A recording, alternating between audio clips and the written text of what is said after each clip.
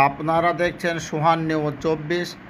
আজ কংগ্রেসের পক্ষ থেকে আরজিকর কাণ্ডের প্রতিবাদে জনজোয়ারে ভাসিয়ে দিল কলকাতা রাজপথ। আপনারা দেখছেন সেই ছবি। প্রদেশ কংগ্রেস সভাপতি অধীর রঞ্জন চৌধুরীর নেতৃত্বে আজকে মিছিল হলো। যে মিছিলটা কলকাতা হাইকোর্টের নির্দেশে হয়েছিল, কারণ অধীর রঞ্জন চৌধুরীকে পুলিশ প্রশাসন অনুমতি দেয়নি, তাই আদালতে দ্বারস্থ হয়েছিলেন। আদালতের নির্দেশেই কলেজ স্কোয়ার থেকে শ্যামবাজার পর্যন্ত অধীর রঞ্জন চৌধুরী মিছিল করেন। সেই মিছিল আপনারা দেখছেন সোহান নিউজ 24-এ।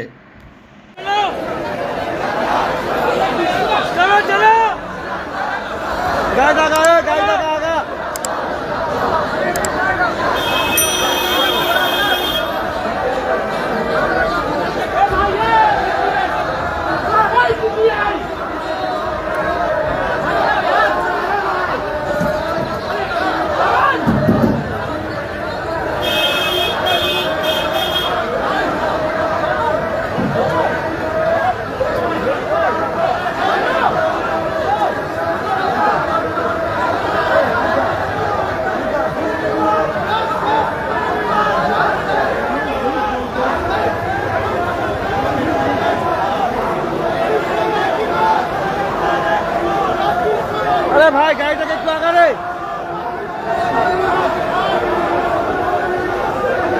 আরে আগারে গাড়িটাকে ওদিকে না।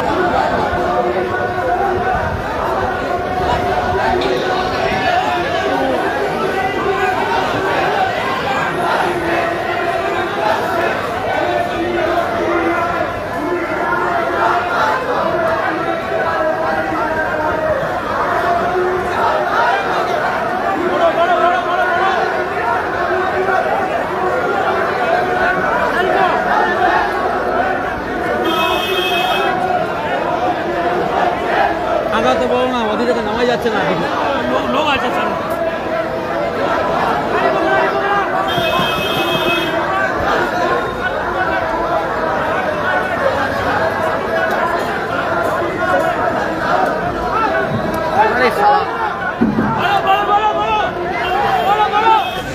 মমতা ব্যানার্জি ভীত হয়ে গেছে, তাই মানুষের সংযোগকে নষ্ট করার জন্য, মানুষকে বিভ্রান্ত করার জন্য যা মনে আছে তাই বলছে।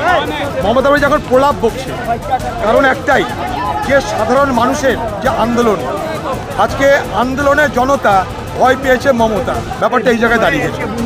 আন্দোলনে যখন জনতা, তখন ভয় পেয়েছে মমতা, তাই সাধারণ মানুষকে বিভ্রান্ত করবার চেষ্টা করছে, কখনো ভয় দেখিয়ে, কখনো মিথ্যে কথা বলে, কখনো চালাকির আশ্রয় নিয়ে, কখনো লোককে ভরসার আশ্রয় দিয়ে, সমস্তটা চালাকি। আজকে মমতা ব্যানার্জির জন্য এবং সরকারের জন্য এই ঘটনা এখন পর্যন্ত কিনারা হচ্ছে না। এটা যারা আন্দোলন করছে তাদের দাবি, জুনিয়র ডাক্তারদের দাবি, তার যে চিকিৎসক ধর্ষণ এবং হত্যা যে তাদের পরিবারের দাবি, সেই দাবির সঙ্গে আমিও সহমত পোষণ। তার মানে একটাই, যে মমতার ভয় দেখানোর চেষ্টা করেছিল, বাংলার মানুষ ভয় পাচ্ছে না। যখন ভয় পাচ্ছে না, হিতের বিপরীত হবে, তখন কথা পাল্টিবাজি করে। কারণ আমাদের বক্তব্য কিছু না, কালকের ভিডিও বাজারে আছে, আজকের বক্তব্য বাজারে মানুষ দেখে নেই। এই চালাকি মমতা ব্যানার্জির দ্বারা সম্ভব, আর কারোর দ্বারা সম্ভব না। মমতা ব্যানার্জি মিথ্যাশ্রী উপাধি পাওয়া দরকার। এ বিলের দরকার নয়। পশ্চিমবঙ্গে না, ভারতবর্ষে যে আইন আছে, সেই আইনের সাহায্যে ভারতবর্ষে নির্ভয়া কাণ্ডে 4 জনের ফাঁসি হয়েছে। এই পশ্চিমবঙ্গে ধনঞ্জয় ঘোষের ফাঁসি হয়েছে। আর এতদিন পর তার কুম্ভকোণের ঘুম ভাঙছে কেন? এটা কি প্রথম রেপ, প্রথম ধর্ষণ, প্রথম হত্যা? কামদুনি, মধ্যমা, কতটা হত্যা হয়েছে বাংলায়, কতটা ধর্ষণ হয়েছে, এতদিন পর ওনার ঘুম ভাঙছে কেন? মানুষকে বিভ্রান্ত করার প্রচেষ্টা বাংলায় সফল হবে না। হ্যাঁ, একটা আইন আছে, সেটা ক্রিমিনাল লয়ের উপরে পারে, কারণ এটা ক্রিমিনাল, এটা কনকারেন্ট দিন অনেক আগে পারত। এখন এটা করার মানে লোককে আরেকবার ধোকা দেওয়া, কারণ কাউকে ফাঁসি দেওয়ার জন্য নতুন করে আইনের দরকার নেই। আমি এদিকে আইন তৈরি করবো, এদিকে তথ্য প্রমাণ লোপাট করবো, তাহলে ফাঁসি হবে কার? সিবিআই তো আমাদের বিন্দুমাত্র আস্থা নেই আমার, কিন্তু কি করবো আমরা? তার জন্য সকলকে বলছি বিচার চাই। মমতা ব্যানার্জি চাইছে সিবিআইয়ের ঘাড়ে সব ফেলে নিজে বাঁচতে, আমরা সেটার পক্ষে নয়। মমতা ব্যানার্জি সে চালাকি এখানে সফল হবে না, কারণ মমতা ব্যানার্জি যদি মনে করে হাইকোর্টে এফিডেভিট করে, সে তো বলতে পারে যে আমাকে 10 দিন সময় দিন, আমি সব বার করে দিচ্ছি।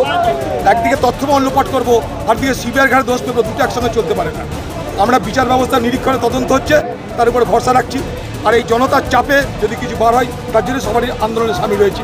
আমাদের কোনো নিজস্ব কোনো এজেন্ডা নেই, মানুষের এজেন্ডা আমাদের এজেন্ডা।